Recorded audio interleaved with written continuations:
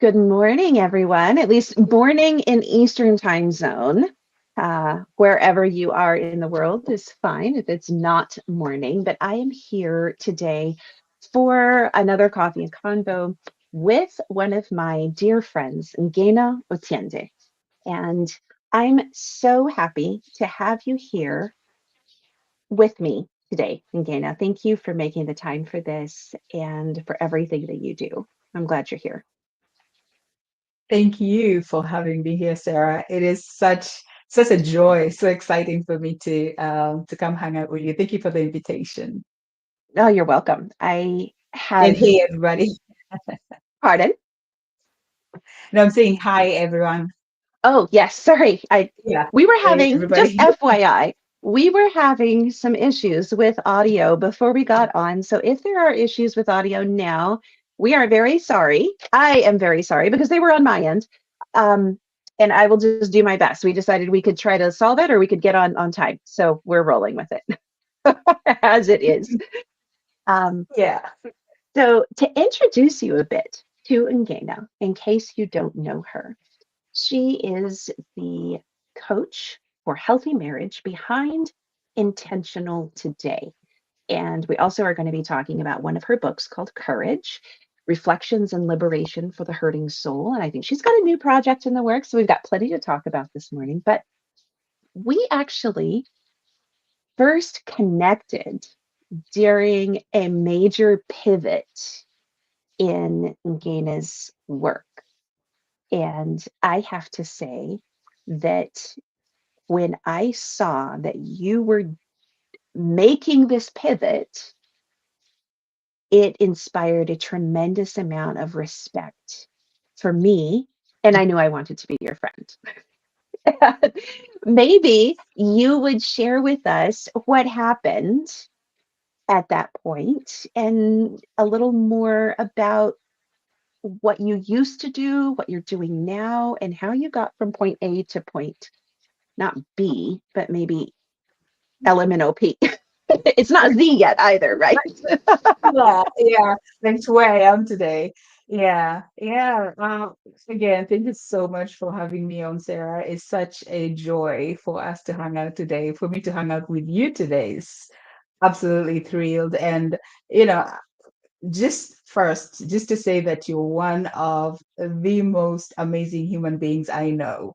Like you were during the Aw. pivot that I'm going to talk about shortly, you are one of the first people to reach out to me Hmm. privately. And I was going through, I mean, the pivot was huge and it was so overwhelming. And I thought I would receive such pushback and criticism for everything. And it was different. People were so kind and respectful Hmm. and just so loving and embracing.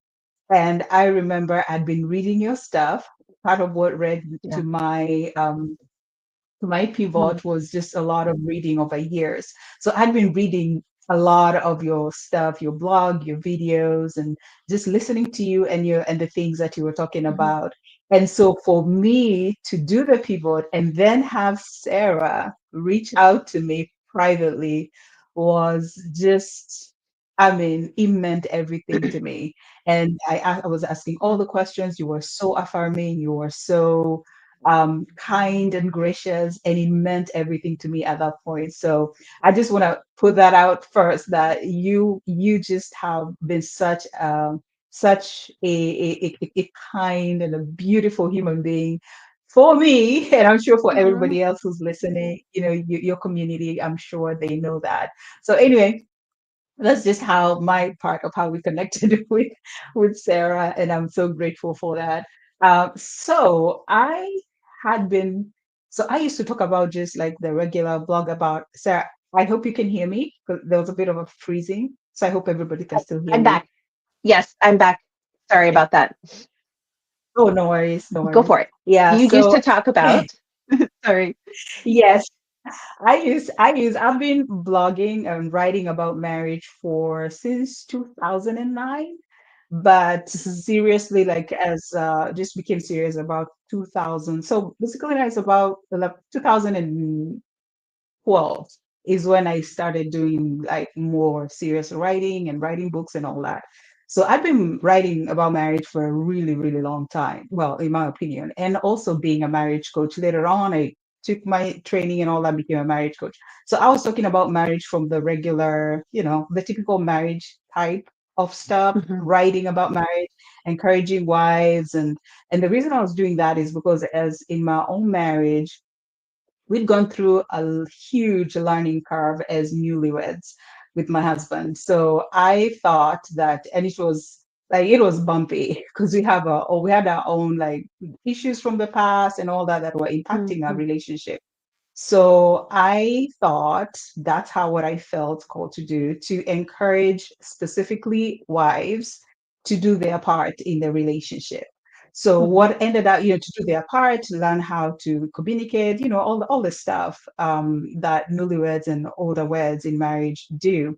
Now, what I did not Oldie realize weds is that and yes, middle weds. newlyweds, everybody. Although at the Right. beginning, my focus was really newlywed wives, but Hmm. the shift just began to happen naturally as this year we'll be married 16 years. So Mm. as the older I got in marriage, I'm like, oh yeah, we can talk about. I don't have to address the early weds, just exclusively. So anyway, long story short, I started went into coaching as well. And over time, I discovered that that the way I approached marriage, the way I spoke about marriage had brought this idea into the forefront that there's something that wives can always do to fix their relationship. That because that Mhm. was my background, that when I did my part, excuse me, because my husband was healthy, just adjusting, and I was healthy, Mhm. just adjusting.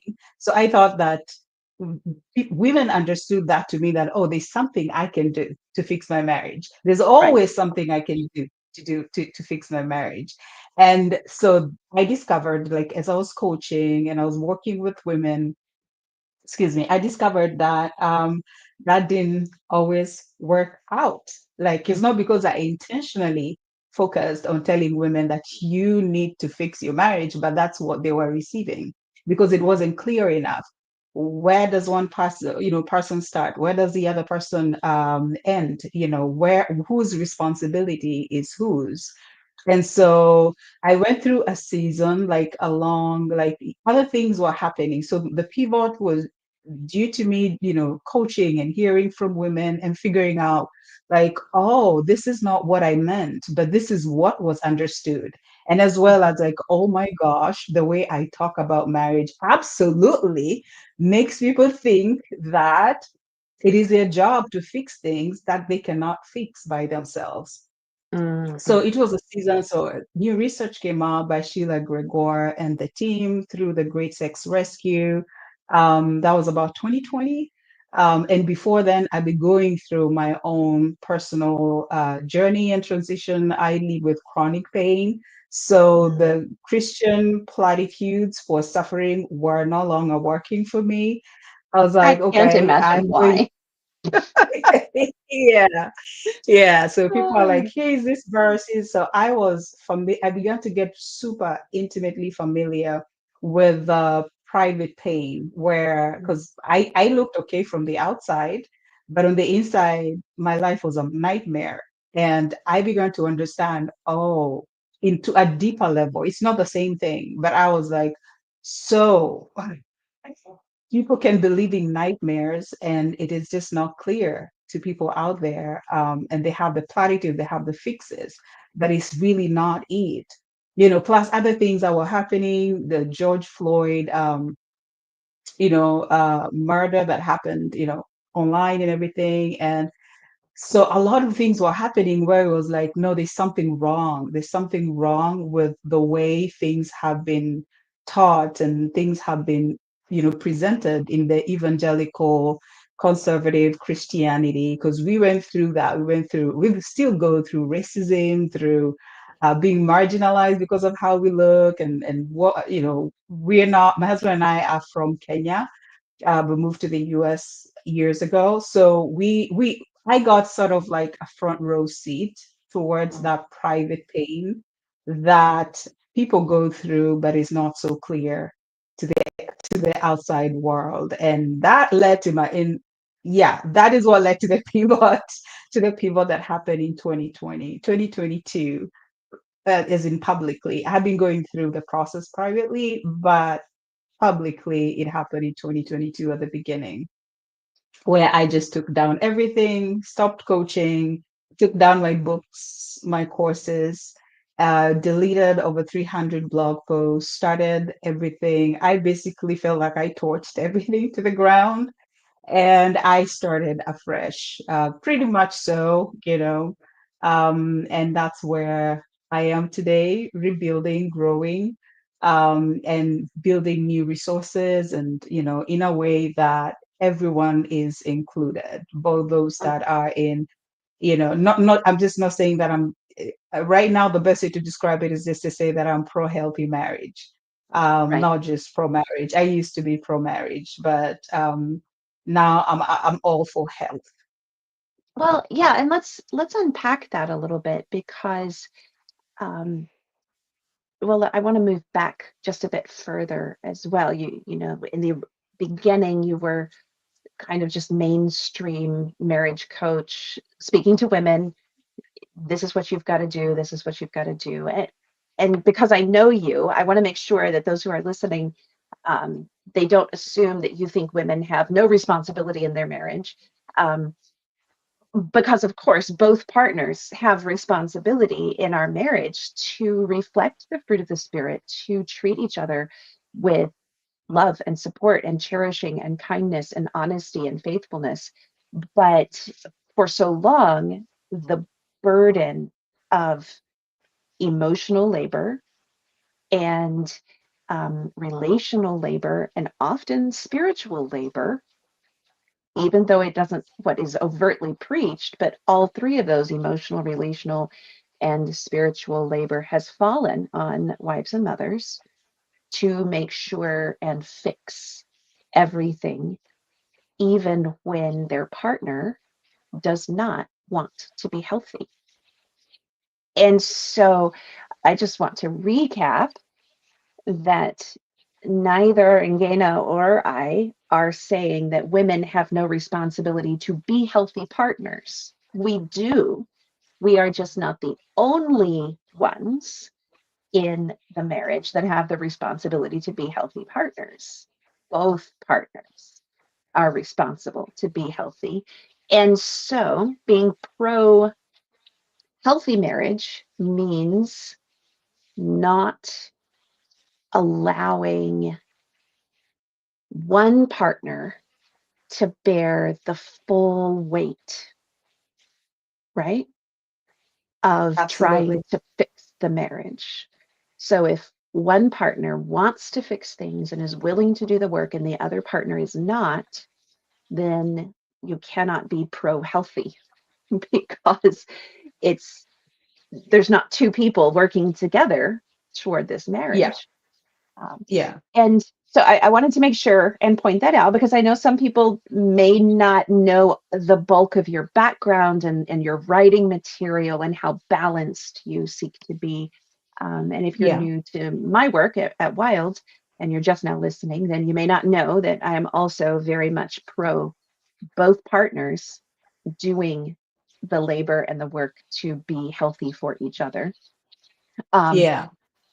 because I know when we talk about being against abuse, sometimes it's very easy for individuals, male or female, to assume that that means we are anti-male or that we think that women bear no responsibility for their own health, and neither of those things are true. But Yeah. when I saw your post, I think like five people sent it to me. Have you seen this? And I hadn't been aware of your work very much yet at that point. When you made your post that you were, like you said, torching everything. And I think you even said, like, I'm going to stop for a bit I'm going to learn more about abuse and domestic violence and the way these things show up in the faith community, in the Christian community, and then I'm going to rebuild. I know I felt compelled because to me, that was an act of such tremendous courage and integrity.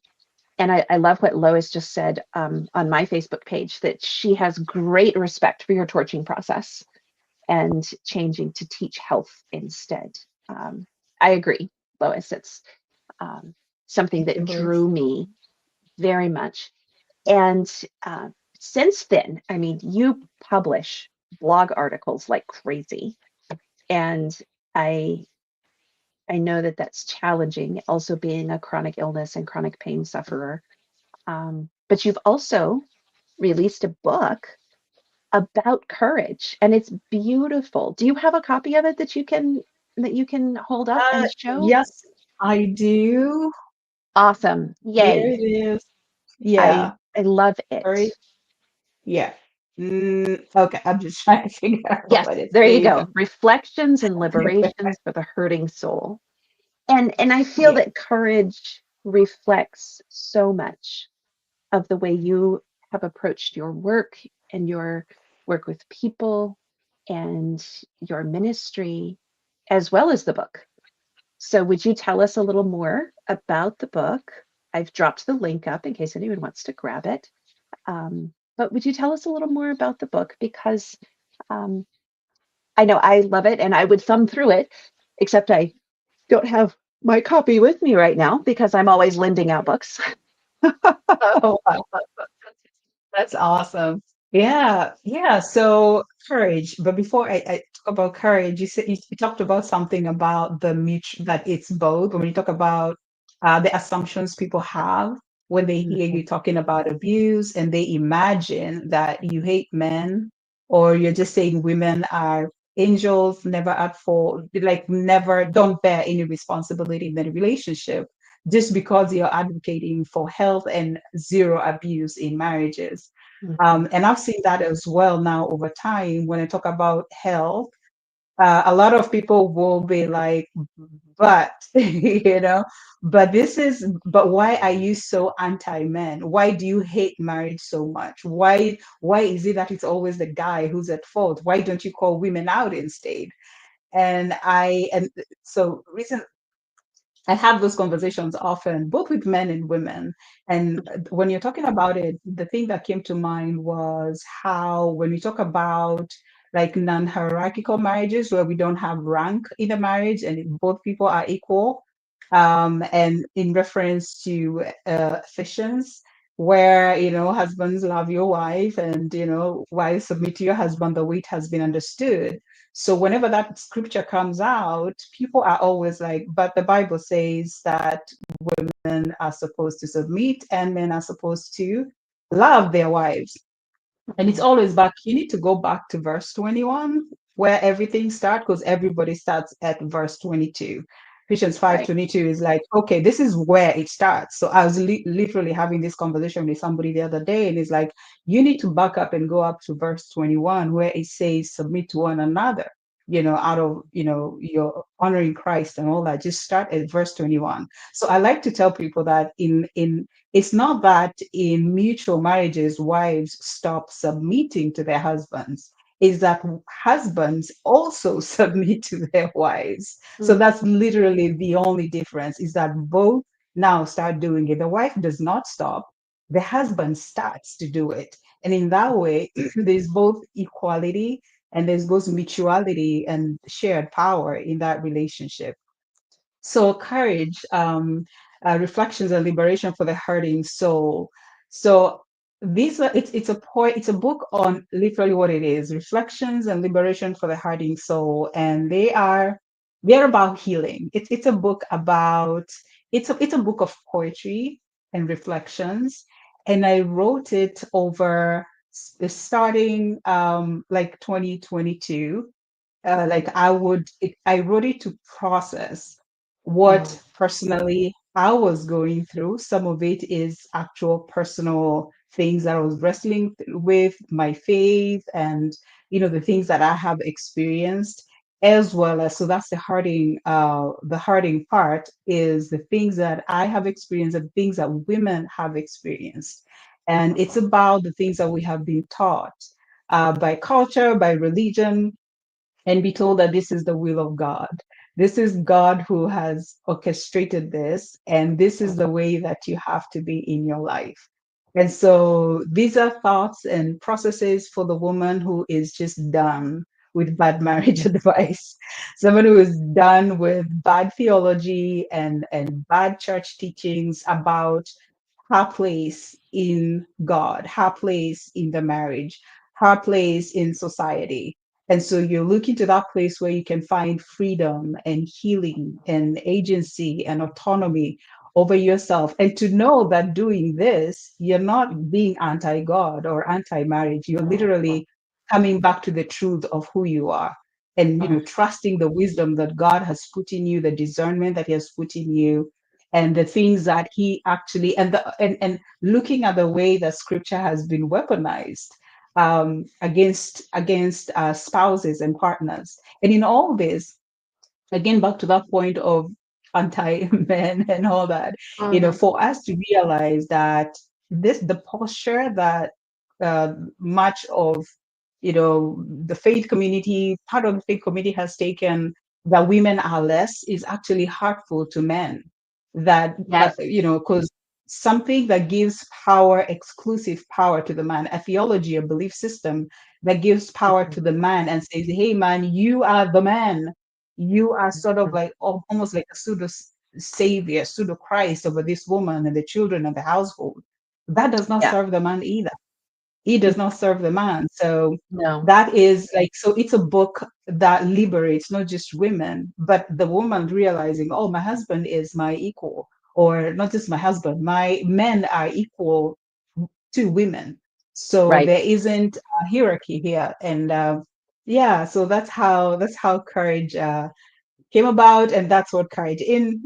I hope that's yeah, Yes, absolutely. yeah, yeah. And I want to reiterate something that I think is very, very important. And it has grown more and more important as time has gone on.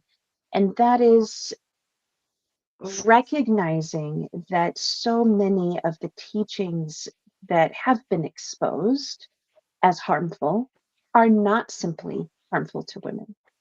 They are profoundly harmful to men as well. And giving either gender a sense of absolute power over the other, um, or of the responsibility for salvation of the other.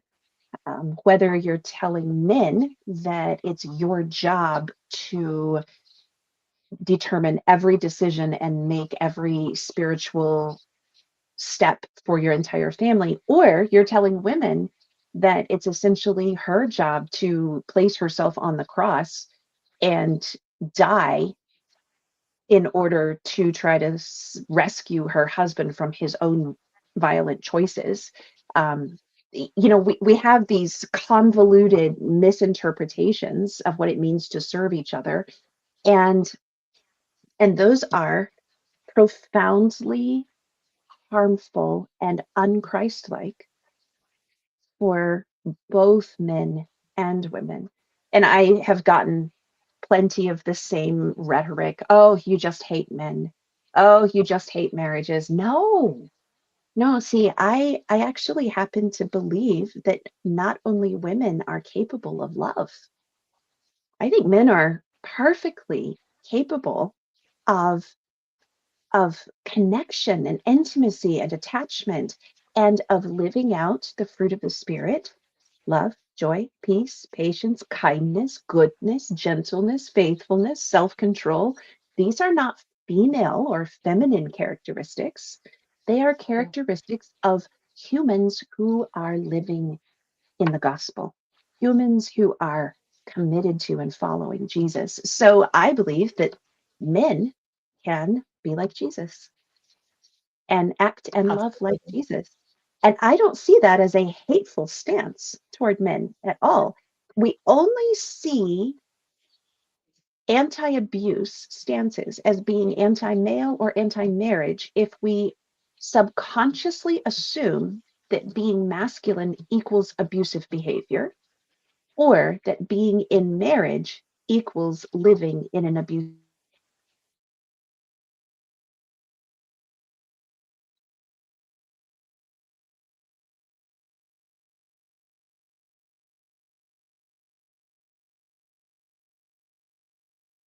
Sarah, I lost you. Ah, yes, you did. Okay. My Wi-Fi just completely went out. Um, but Okay. yeah, if I we hear you don't now. assume that marriage is inherently coercive,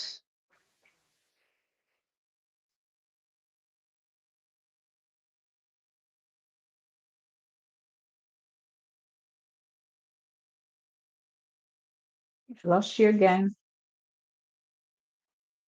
now can you hear me? Are we back? Yes, I can hear you. Yes, we're back. Okay. Okay. Sorry, guys. My internet's just having its own, it's not being cooperative this morning.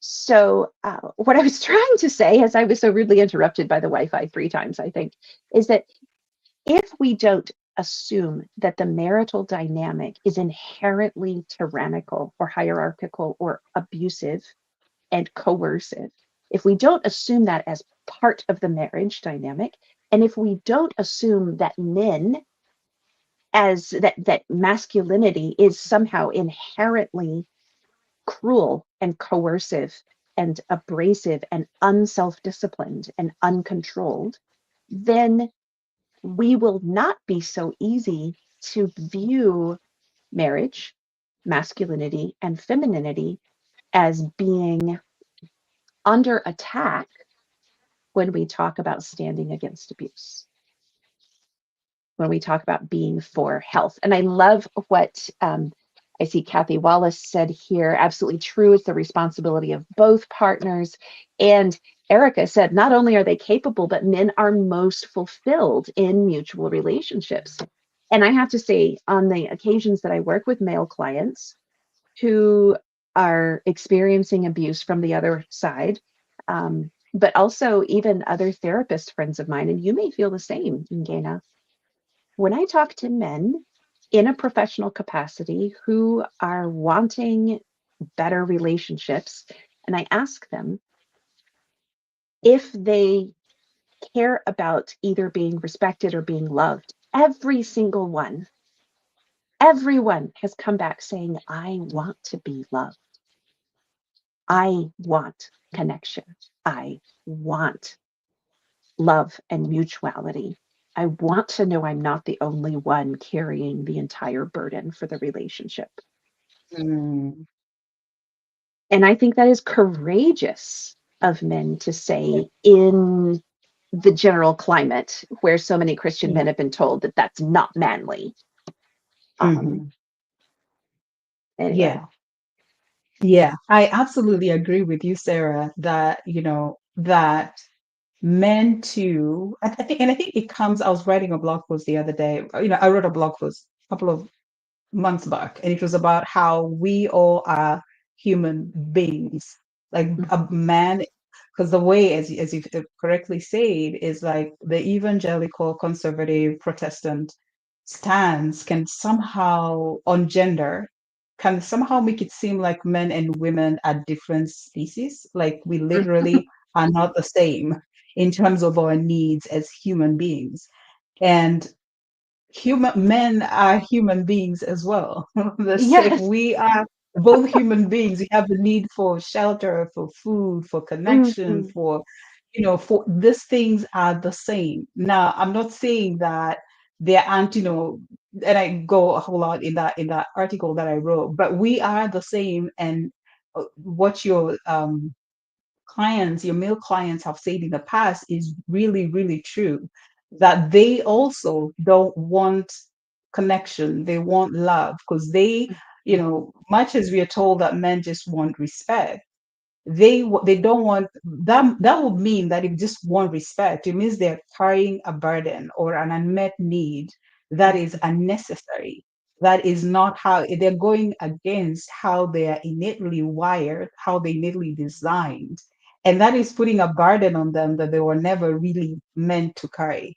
So, like Erica Right. said, that they are absolutely most fulfilled where there is mutuality, where they're both people are getting what they need and bringing and taking responsibility Mhm. for as you know for both for the relationship without genderizing everything, without saying this is your role, this is your role, Mm. and we're totally different. So yeah, so totally agree with you. Yeah, I even see this in I have a number of friends and we are all raising sons. Some of us are also raising daughters, but when we talk about raising our sons to be good men, because mothers of sons in today's world, there's a whole lot of us who really, really, really want to raise good men for the next generation, right?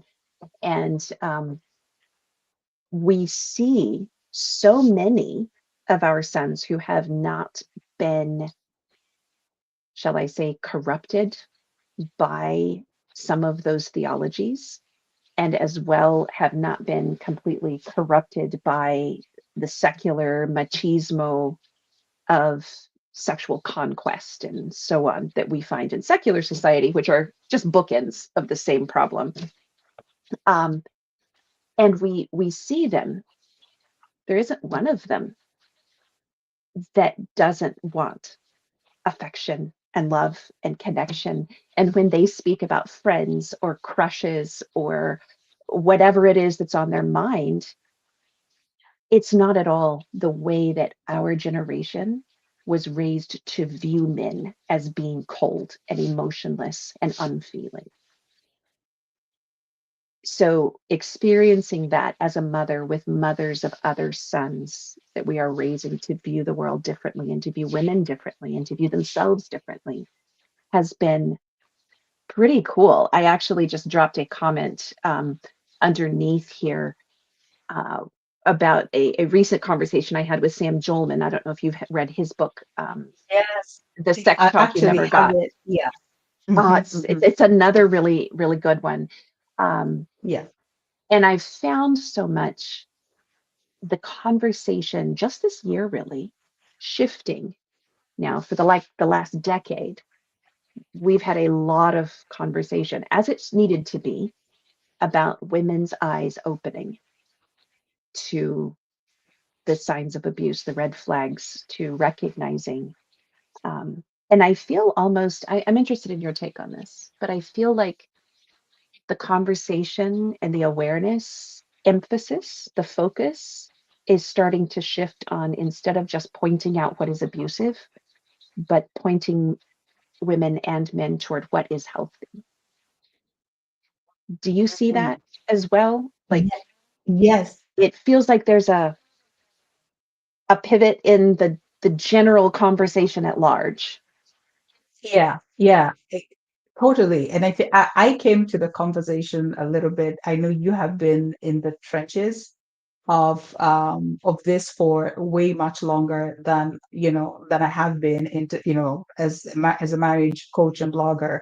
So, but I came in late. But even then, when I was coming in, like my desire was not just to say this is wrong. Absolutely, we need to know what the boundary lines. We need to point out the harm, the beliefs that drive Mhm. harm, the value sets that drive harm. We need to talk about the cultural inputs that drive harm. So, absolutely.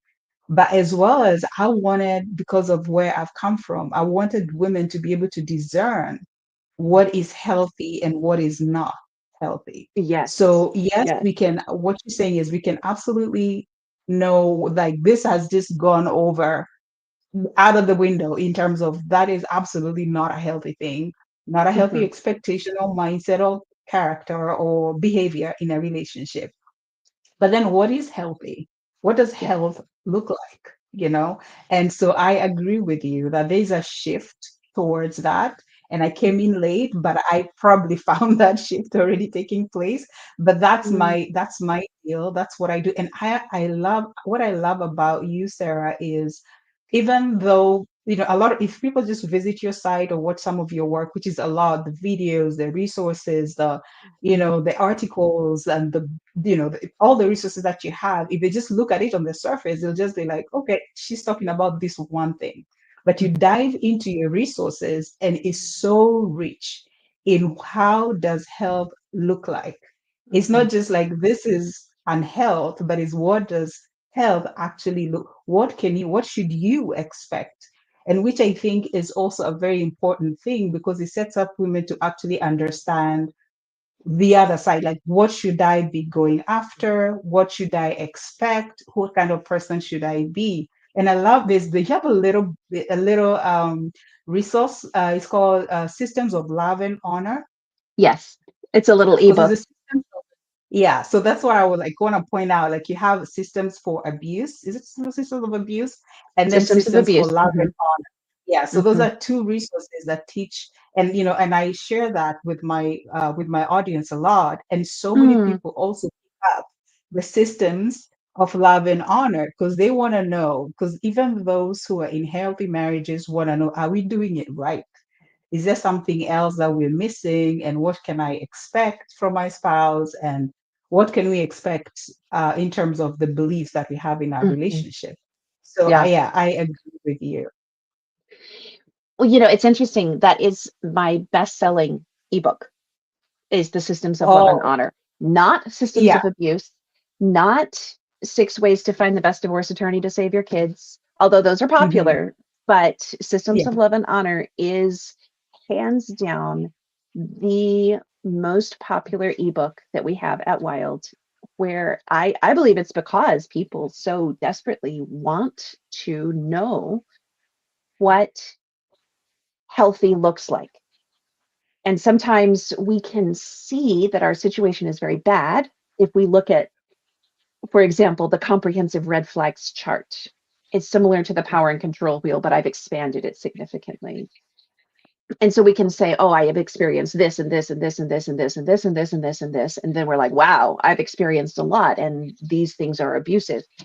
But sometimes when we look at what love and honor is, and we say, I've never experienced this, I do not experience this, I do not experience this, it hits differently.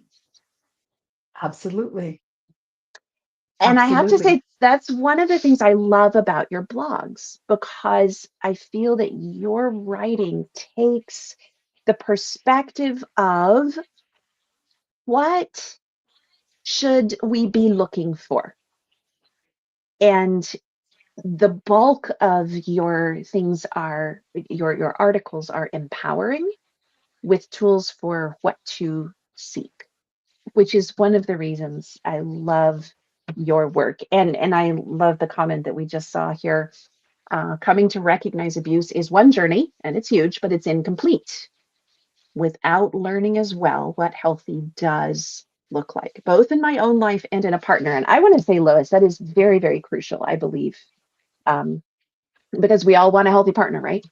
But are we willing to be a healthy partner? And that takes, after trauma, well, Mhm. any human with selfish tendencies has a lot of practice to do to be a healthy partner.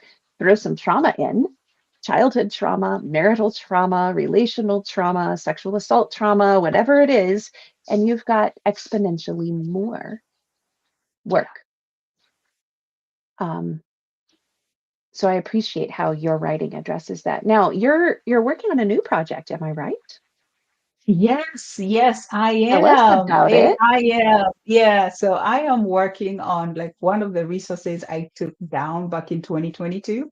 Hmm. I have slowly been working on bringing them back out. So I have a book coming out. It's a marriage book.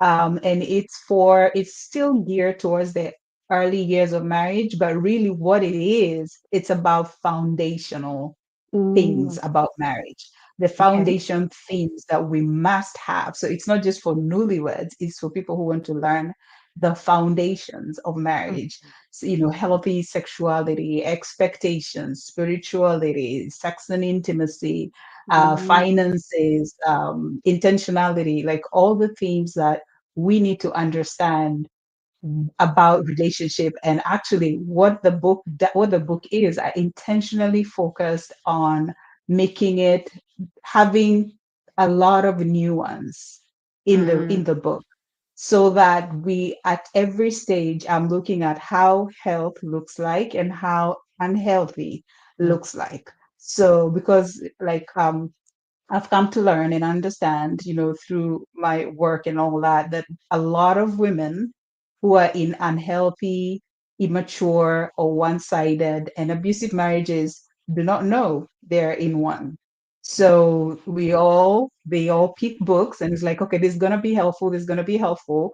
And they're just doing like a patchwork of, how do I fix this one little area, this one little mm, area, and it's just like all over the place. So I wanted a book that even a woman who thinks everything is hunky dory, I'm fine, except for a few things, you'll be right. able to go in there and be able to say, oh, okay, so this is how things are supposed to be. So there's a ton of ideas, a lot of examples, and a lot of exploration of how health looks like. How does healthy communication look like? How does healthy conflict resolution look like? And what does it look like when it's not?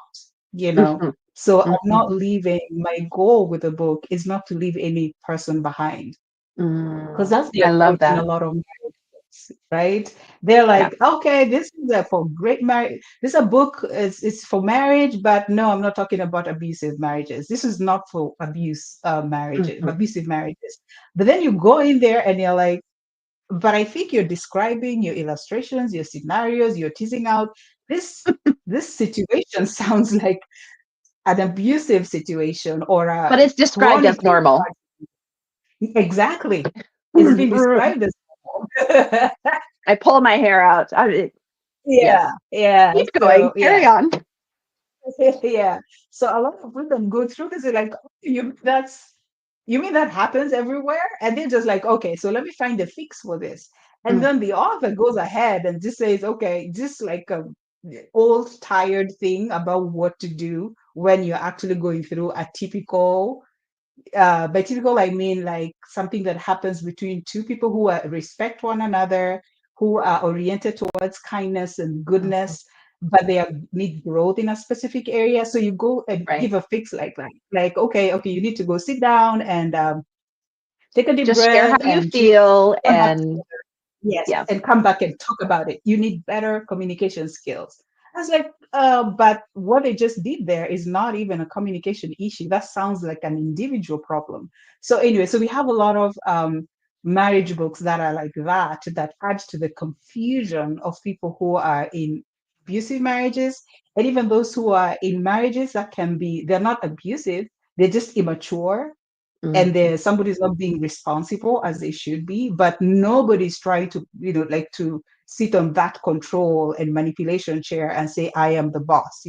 So they just Right. need tools to help them get better, and they need to be responsible.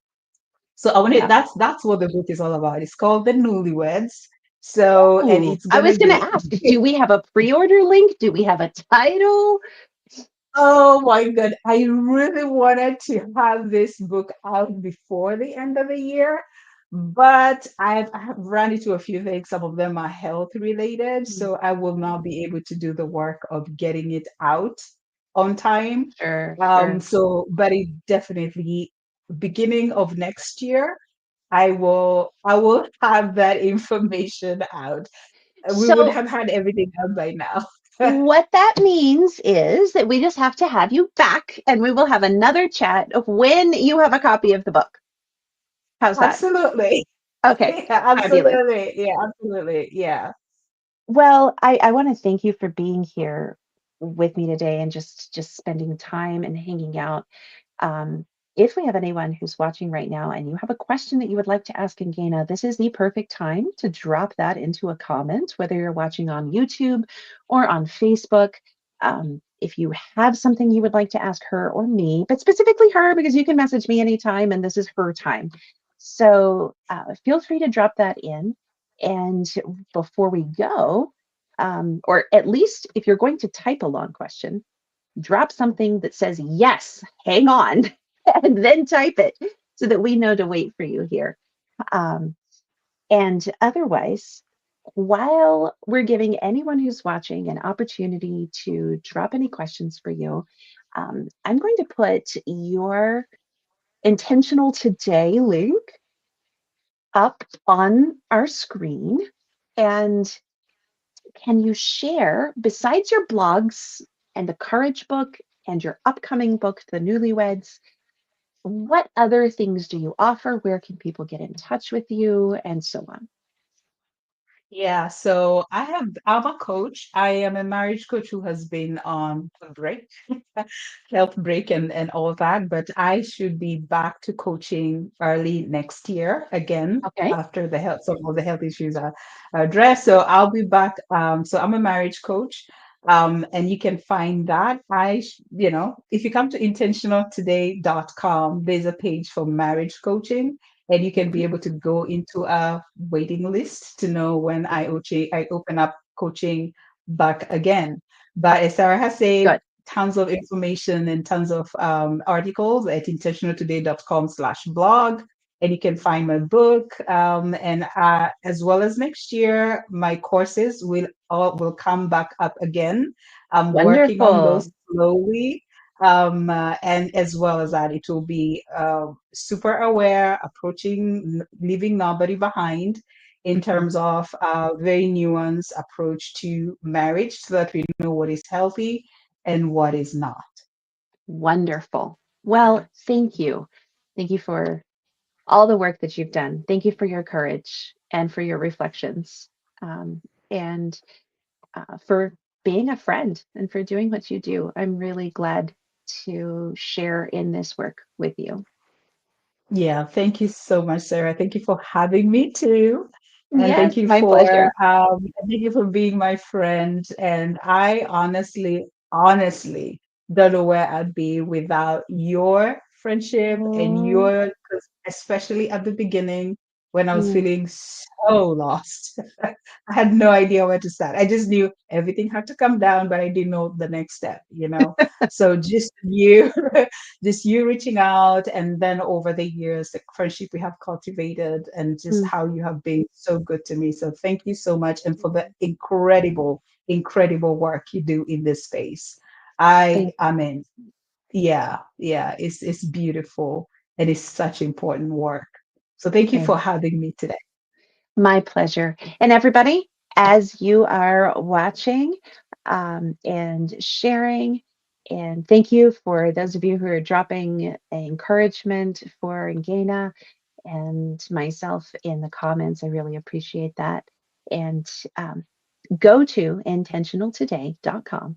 And definitely, if this is something you're interested in learning more about or you would like to pass on to a friend, get on Ngina's wait list, grab her free downloads and spend a little time browsing her articles. I think that you won't regret it.